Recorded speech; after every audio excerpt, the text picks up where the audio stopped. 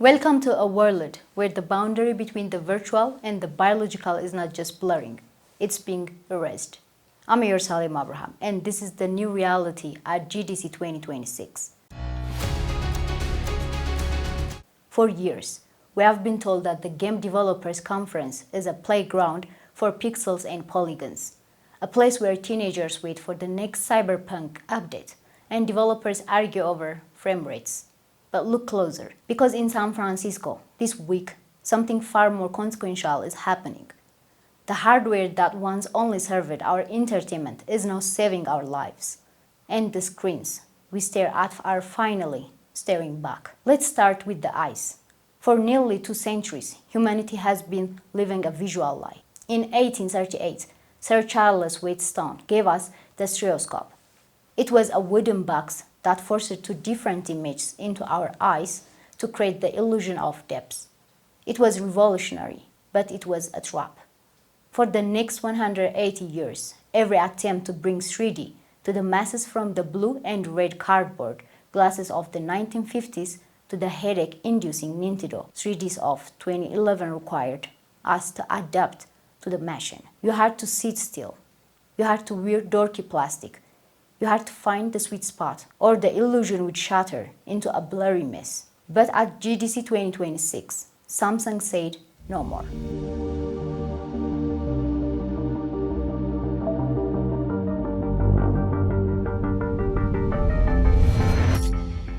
This is not just a monitor, it's a predator.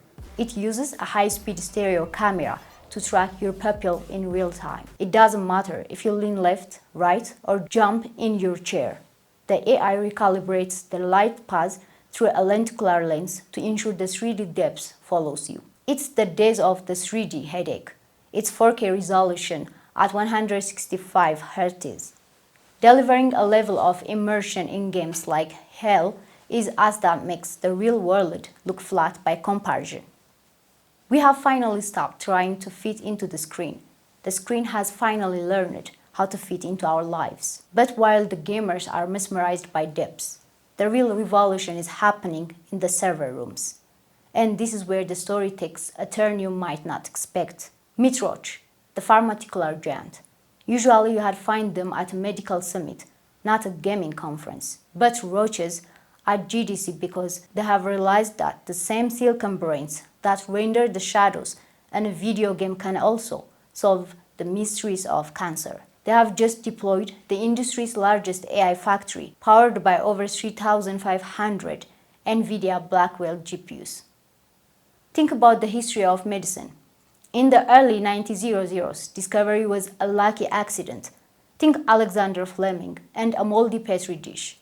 In the 1990s, it was high-throughput screening, where robots tested thousands of chemicals, mostly failing.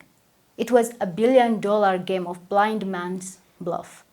In 2026, Roche ended the guessing game. Using the NVIDIA BioNeMo platform, they are not just finding drugs, they are generating them. The Blackwell architecture allows them to create digital twins of human protons. They can simulate how a drug binds to a cell millions of times in a single second. A process that used to take 24 months of physical lab failure now takes 7 months. They are designing oncology molecules 25% faster than any human team in history. The same hardware architecture that makes a digital explosion look real to a gamer is the same architecture that makes a life-saving molecule real for a patient. We are seeing a grand convergence. In the past, computers were tools for calculation. Now, in this present, computers are engines for simulation. The Odyssey 3D gives us a window into a world that's not there.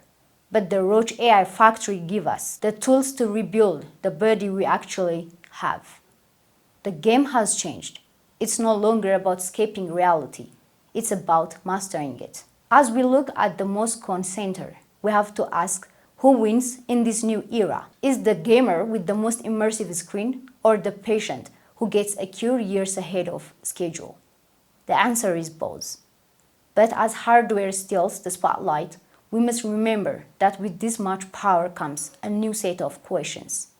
If AI can dream up a cure, can it also dream up a toxin?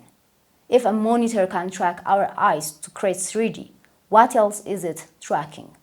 The technology is here. The speed is unprecedented. But, as always, the responsibility remains ours. Facts inform, but stories transform.